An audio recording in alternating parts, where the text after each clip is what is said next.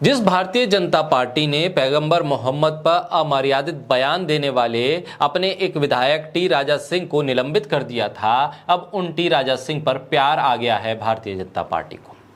Bharatiya Janata party ने जिस अमर्यादित भाषा को गलत माना था और कहा था कि राजा सिंह ने सही नहीं बोला है, इसलिए भारतीय जनता पार्टी उनसे नाता तोड़ रही है, उन्हें अपनी पार्टी से बाहर कर रही है, उनको नोटिस जारी कर रही है। अब शायद उनके बयान में उनको वो अमर्यादित शब्द नजर नहीं आ रहे, या फिर टी राजा सिंह का वो बयान अब बीजेपी सुनने को तैयार ही नहीं है। उस बयान को दरकिनार करके राजा सिंह को गले लगा रही है और राजा सिंह भी बैठे थे तैयारी में। जैसे ही उनके निलंबन की वापसी का नोटिस आ गया, खत आ गया, उन्होंने जेपी नड्डा, अमित शाह, प्रधानमंत्री मोदी को धन्यवाद कह दिया।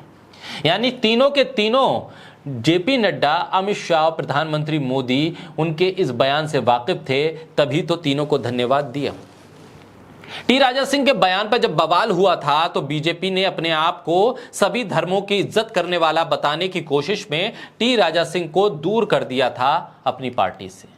लेकिन ऐसा क्या हो गया कि चुनाव से ऐन वक्त पहले, लिस्ट जारी होने से कुछ घंटे पहले ही टी राजा सिंह का निलंबन वापस हो गया?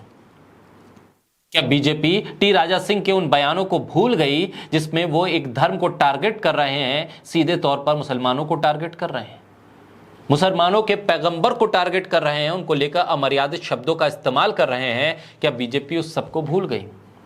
या फिर चुनाव की मजबूरी है और बीजेपी को जरूरी है कि इस तरह के नफरती भाषण, नफरती बोल बोलने वाला व्यक्ति ही उस सीट से चुनाव लड़ेगा, तभी बीजेपी जीत पाएगी? शायद बीजेपी को इसी बात पर भरोसा है, इसलिए उन्होंने निलंबन वापस करते ही टिकट का तोहफा भी राजा सिंह को दे दिया।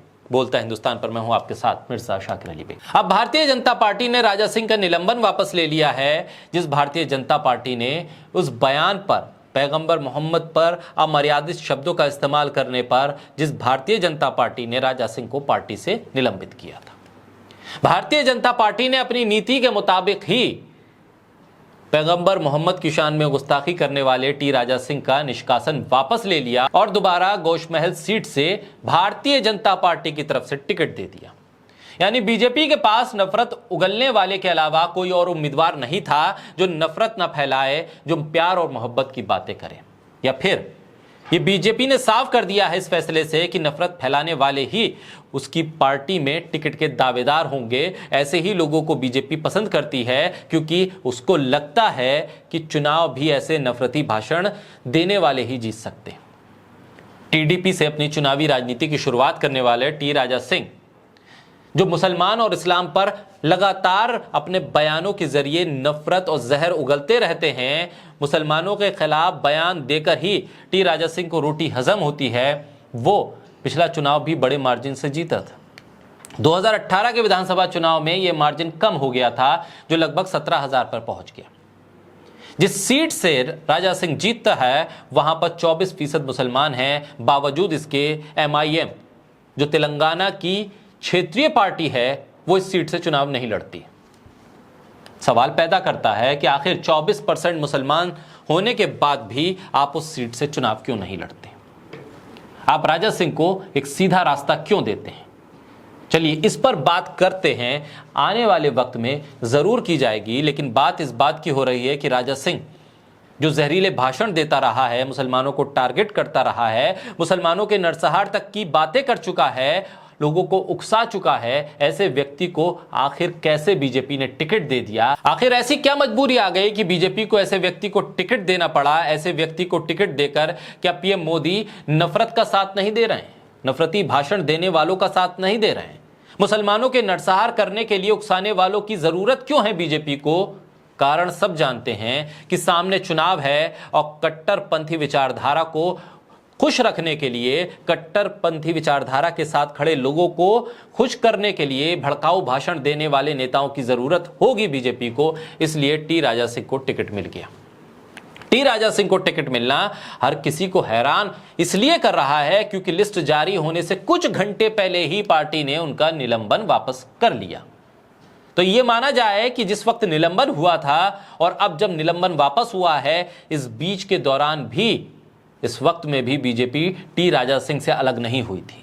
सिर्फ दिखावे के लिए, सिर्फ दिखाने के लिए, ये बताने के लिए कि हम किस तरह से सभी धर्मों का सम्मान करते हैं, अंतर्राष्ट्रीय स्तर पर अपने चेहरे को बचाने के लिए ये निलंबन की एक झूठी कार्रवाई की गई थी।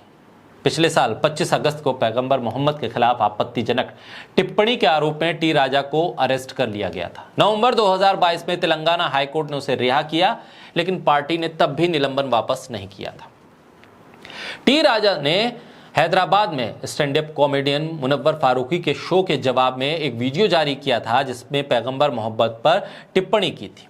इसकी चारों तरफ आलोचना हुई थी, न सिर्फ देश में बल्कि विदेशों में भी इसकी आलोचना हुई थी, जिसके बाद मजबूरी में बीजेपी को उन्हें सस्पेंड करना पड़ा था।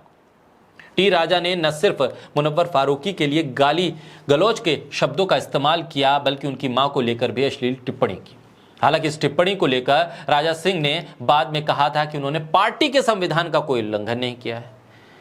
तो बीजेपी के संविधान में क्या किसी धर्म के पैगंबर या अवतार को अपशब्द कहना, किसी व्यक्ति की मां को गाली देना, इस संविधान के दायरे में है बीजेपी के? और अगर ऐसा है तब तो फिर इस निलंबन की वापसी की कार्रवाई को बहुत पहले हो जाना चाहिए था।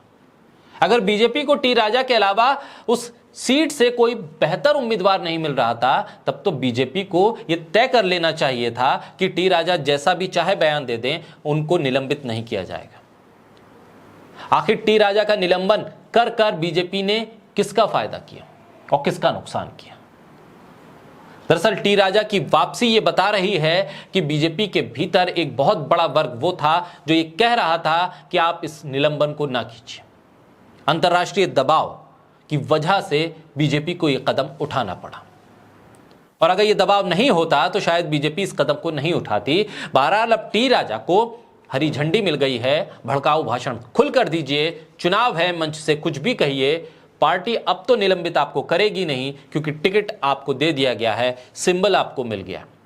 यानी बीजेपी के सिंबल को लेने के बाद, उम्मीदवार बनने के बाद आप खुलकर भाषण दीजिए, आपको रोकने वाला कोई नहीं होगा।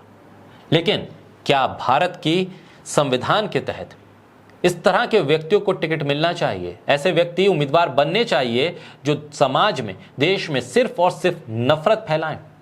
आपके पास अपनी विधानसभा में किए गए कामों का कोई एजेंडा ना हो, आपके पास सिर्फ एजेंडा ये हो कि दूसरे धर्म के मानने वाले लोग किस तरह से आपकी विधानसभा में रहते हैं, क्या करते हैं, क्या खाते हैं, क्या पीते हैं, उनके धर्म को, उनके अवतारों पर आप टिप्पणी करें और आपको वोट मिल जाए। जिम्मेदारी सिर्फ बीजेपी की ही नहीं है, बल्कि उन लोगों की भी है जो टी राजा जैसे लोगों को वोट करते हैं, टी राजा जैसे लोगों के चेहरे पर वोट करते हैं, उनके सिंबल पर वोट करते हैं। तो चुनाव में अपनी जिम्मेदारी को आप तय कीजिए कि आपको नफरत उगलने वाले, नफरत फैलाने वाले लोग चाहिए या समाज को एक साथ एक धागे में पिरो कर रखने वाले लोग चाहिए।